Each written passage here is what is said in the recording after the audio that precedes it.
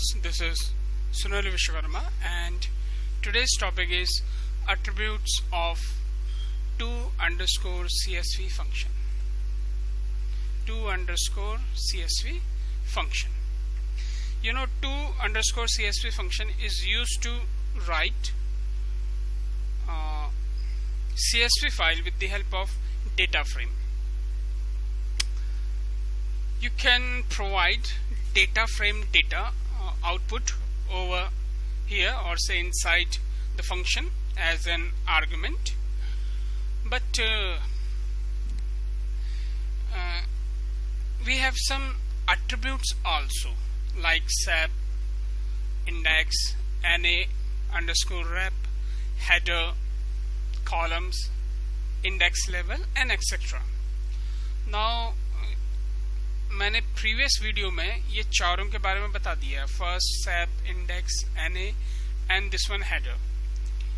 अगर आप लोगों ने नहीं देखा तो इसके डिस्क्रिप्शन लिंक में मैं इस वीडियो का जो पहला पार्ट है वो दे दूंगा, एट्रीब्यूट्स ऑफ to_CSV फंक्शन का. ये सेकंड वीडियो है.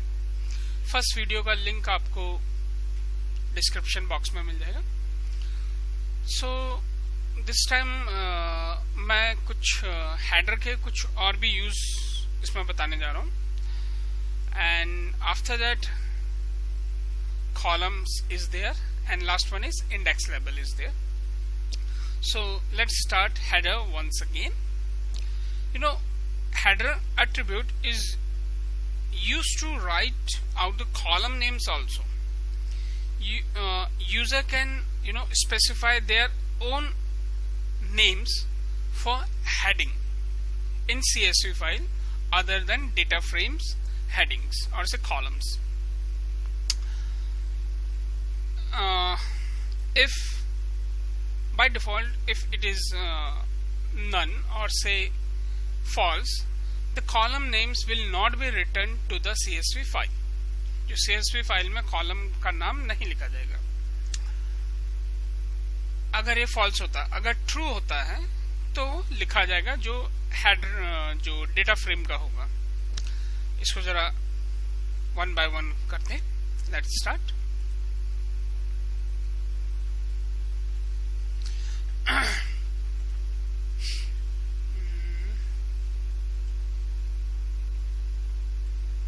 I'm going to open pandas.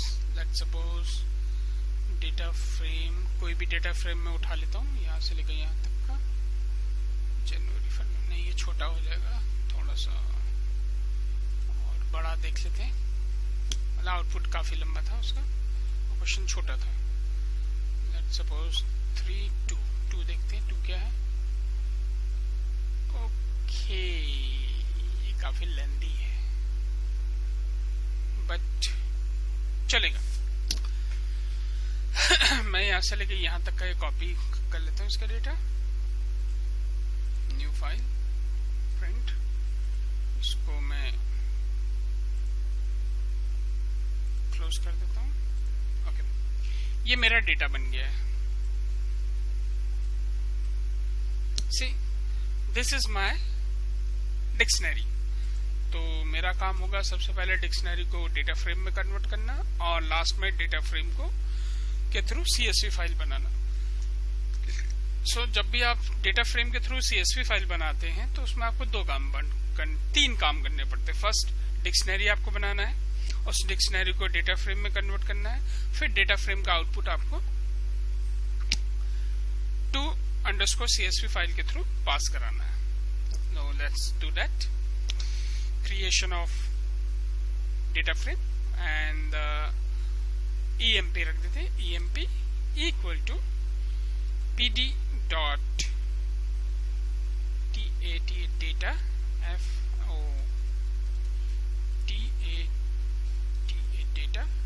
frame data frame. इसके अंदर पास करा दिया मैंने my data.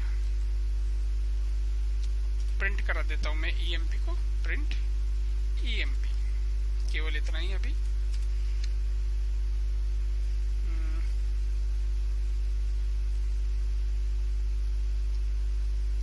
Data frame to CSV file. ये देखिए आगे डेटा फ्रेम का। देखिए डेटा फ्रेम में क्या होता है, data frame is a 2 dimensional array. तो यही जो आउटपुट है यही आपको वहां पे स्टोर करना होगा CSV फाइल में, यही जो आउटपुट है। तो यहाँ पे हम यूज करने जा रहे हैं हेडर फंक्शन। हेडर क्या करता है कि ये जो आपकी ये हेडिंग्स है, कॉलम हेडिंग्स, अगर आपने फॉल्स कर दिया तो कॉलम हेडिंग्स वहां पे स्टोर नहीं होंगे। अगर आप कुछ भी नहीं लिखते हैं तो कॉलम वो बाय डिफॉल्ट ट्रू होता है। Let's do that. हम पहले इसको पास करा देते हैं, क्रिएट कर देते हैं। क्रिएट करने के लिए आपको पहले डेटा फ्रेम का नाम लिखना पड़ता है, emp.to _ CSV, और इसके अंदर पास करा दिया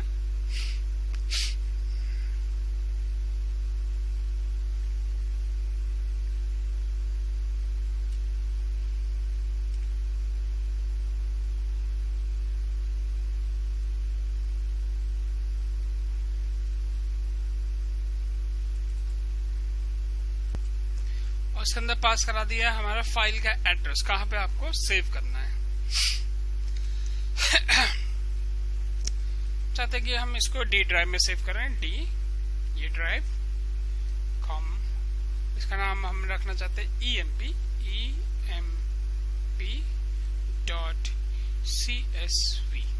इस नाम से, और कुछ नहीं पास कराता हूं बाय डिफॉल्ट। इसको मैं सेव कर लेता हूं, रन। तो emp नाम का फाइल मेरा डिक्शनरी में डी में बन गया होगा। डी है ये, that's about where is my emp yeah।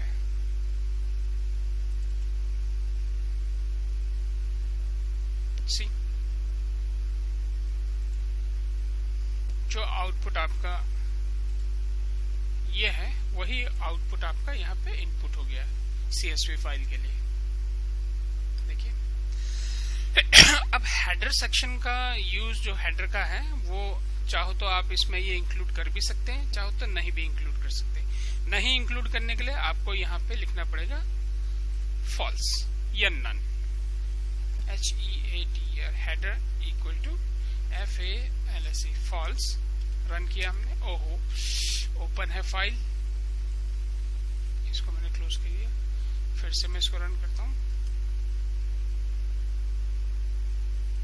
मेरा रन हो चुका है। दोबारा रन करते हैं, ये मेरा रन हो चुका है। वहां गए, ये रही एमपी फाइल, लेट्स सी। अब देखिए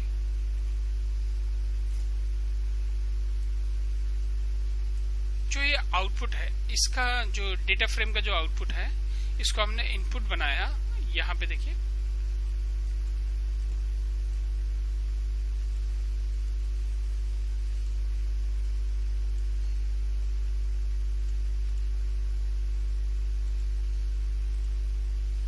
लेकिन इनपुट के लिए हमें क्या चाहिए, हेडर नहीं चाहिए। तो ये तो आउटपुट हो गया, इनपुट के लिए हमें हेडर नहीं चाहिए। CSV फाइल के इनपुट के लिए हेडर नहीं चाहिए। तो ये हमने इसको फॉल्स कर दीजिए या नन लिख दीजिए। नन भी लिख देंगे, रन करता है, NO नन। इसको मैं क्लोज कर देता हूं।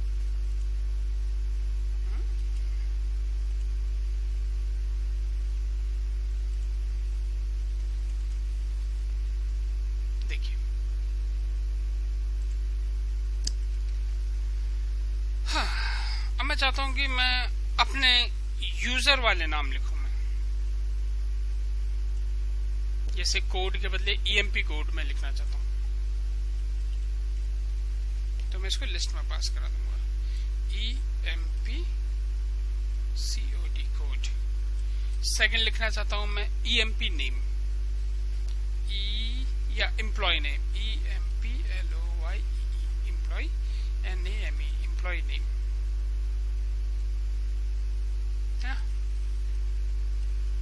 और थर्ड लिखना चाहता हूं मैं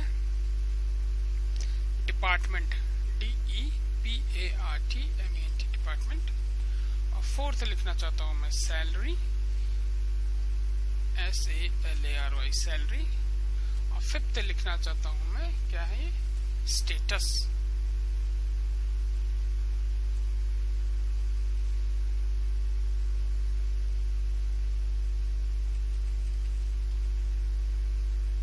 दूर भाग रहा है।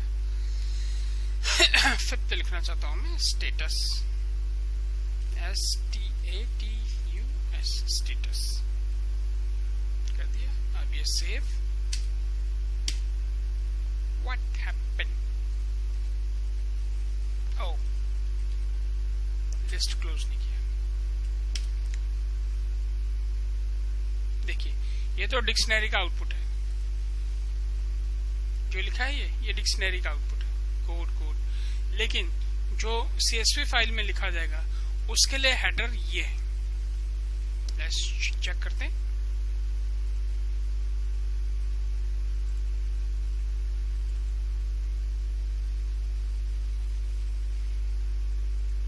सी,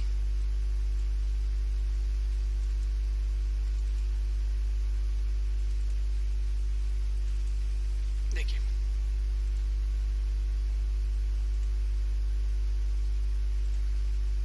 ये डेटा फ्रेम का आउटपुट है, और जब हमने इसको पास करा दिया CSV में एज अ फाइल हमारी सेव होनी चाहिए। ये रिकॉर्ड हमारा सेव होना चाहिए। ये रिकॉर्ड सेव हुआ, लेकिन इसके लिए हेडिंग हमने दूसरी रख दी, यूजर डिफाइंड हेडिंग, जो टू CSV जो फंक्शन है उसके अंदर पास कराए गए हैं एज एन आर्गुमेंट। ये रे आर्गुमेंट। तो अगर आपने इसको नन कर दिया है तो वहां पे हेडिंग नहीं आएंगे। अगर आपने उसको इसके थ्रू अगर आपने यूजर डिफाइंड हेडिंग दी है तो CSV फाइल में हेडिंग्स आ जाएंगी। तो यह तो हो गया हेडर का use. Now next is columns. Now it is used to fetch particular columns or say column of data frame into CSV file. It means if you want to fetch, some column out of bunch of columns, then you can use columns attributes, or say in order to save particular columns to data frame of a data frame into CSV file. Let's suppose I want to save only code, EMP name and salary. Only this thing, code, EMP name and salary. Let's do that. एक और बना लेते हैं।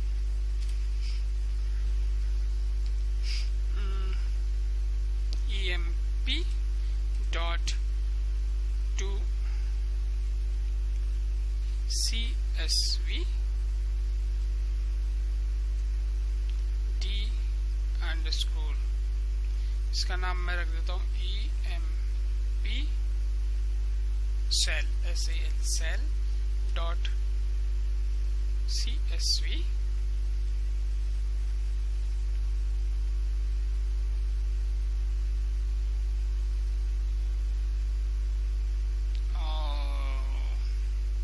पहले इतना कर लें, save.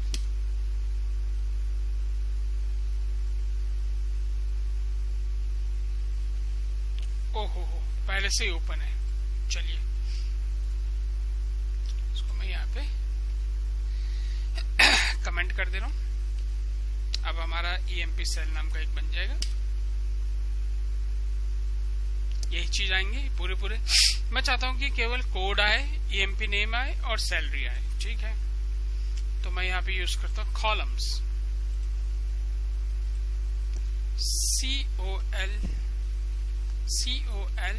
COLUMNS, columns equal to क्या चाहिए मुझे, कोड जैसा यहाँ पे लिखा है वैसे ही लिखना है, CODE, केस सेंसिटिव होते हैं। Then ENAME, ENAME name. Then next is salary, SALARY salary। ये चलेगा। लेट्स सी, ये आउटपुट तो आपका डेटा फ्रेम का है, हमें CSV में आउटपुट देखना है। Let's see, EMP cell,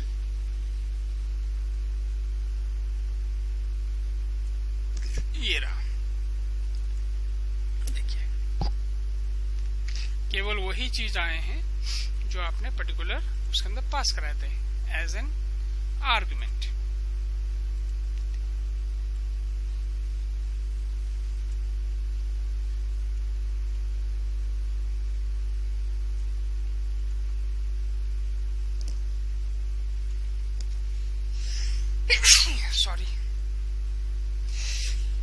sorry, ये देखिए जो हमने आर्गुमेंट पास कराया था एज अ कॉलम, यहां से तो ये डेटा रीड हो गया CSV फाइल में जाने लगा, लेकिन कौन सा कॉलम चाहिए? कोड चाहिए, ई नेम चाहिए और सैलरी चाहिए। ये चीज यहाँ पे आ गई, code, E name and salary.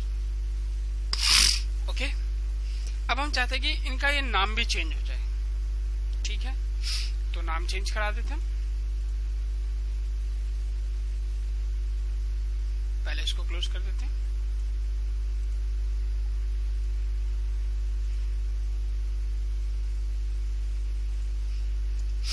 Let's save it once again, overwrite it, yes, okay, user defined name रख देते हैं।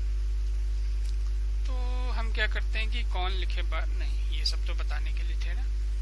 वापस हमने लिखा header,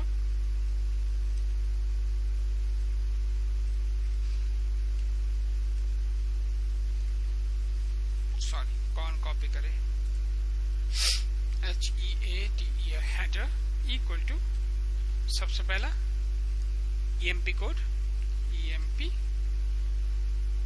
COD code, user define होता है इसलिए ऐसे लिख दिया। Then EMPLOY employee name, then income लिख देते हैं, ये सैलरी इनकम लिख दिया। Let's run it.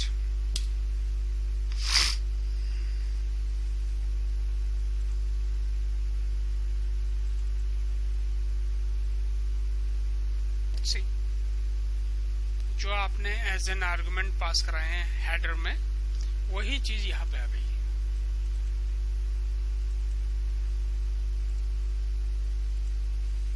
देखिए employee code, employee name and income. So in this way you can include a particular column from data frame, and you can write user defined name with the help of header in order to put your own headings. Now next is index label. Now what about this? If you want to include this row also, but you want to include some heading for this row, a particular index row, you can use index label. So our next is index label. So for this case header must be true. आपका header क्या होना चाहिए? True होना चाहिए, false नहीं होना चाहिए, otherwise ये heading include नहीं करेगा। Used to specify the column name for the index. Index means a row index. Let's do that. मैं यहाँ से कॉमा करके नीचे आ जाता हूँ। NDES index label LABEL label equal to, इसका नाम मैं रखना चाहता हूँ serial number, S number. So let's do that. ये मैं अभी इसको क्लोज कर दे रहा हूँ।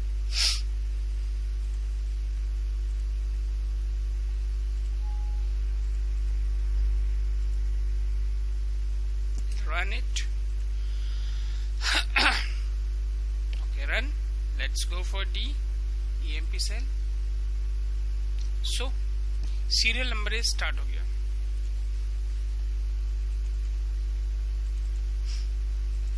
देखिए यहाँ पे अगर आप चाहते हैं कि 1 से स्टार्ट हो, तो हम एक काम कर सकते हैं। हम 2 CSV के अंदर तो इंडेक्स का अगर हम पास कराते हैं एज एन लिस्ट फॉर्म में ये सब 1 2 3 4, तो ये काम नहीं करता है। तो हम यूज कर सकते हैं सीधा डेटा फ्रेम का ही इंडेक्स ऑपरेटर, तो ये सेव हो जाएगा 1 2 3 से, है ना। यहाँ पे एज सच अगर हम इंडेक्स का या ट्रू है या फॉल्स है, इसके अलावा कुछ नहीं है। बट अगर हम यहाँ पे पास कराते हैं as an index, INDEX index equal to 1 2 3 4 5, how many datas are there? 1 2 3 4 5 5 datas are there. Then let's do that. देखिए ये 1 2 3 हो गया। आप वहां पे देखते हैं ये देखिए ये आ गया 1 2 3 4 5। तो आप इस तरह से अपने ये डेटा को अरेंज कर सकते हैं।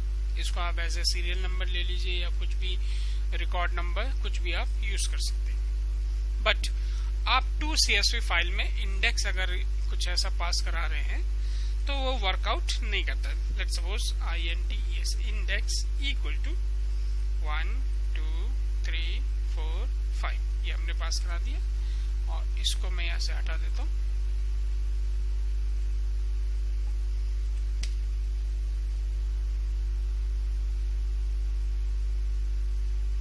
ओ 1 2 3, तो मैं यहाँ पे 3 ही पास कराऊंगा।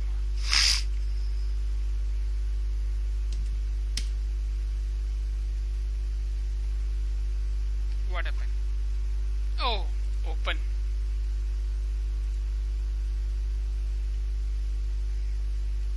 चार 5, कई बार हो जाती गलती।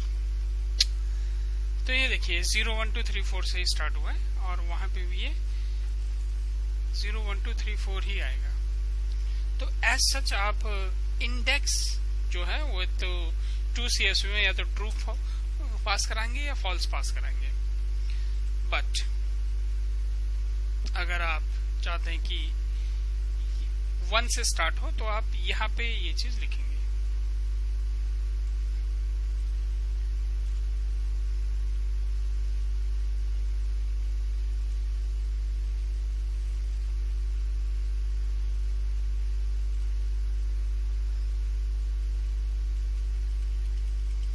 Let's do that.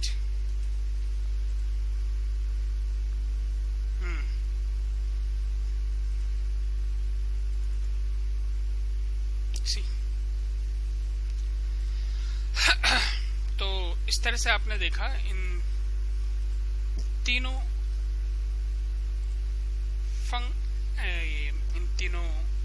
एट्रीब्यूट्स का use, header, columns and index label. तो मैं इस जो आप मेरा पहला वीडियो इसका डिस्क्रिप्शन में इस वीडियो के डिस्क्रिप्शन में दे दूंगा link. Okay, till then bye students.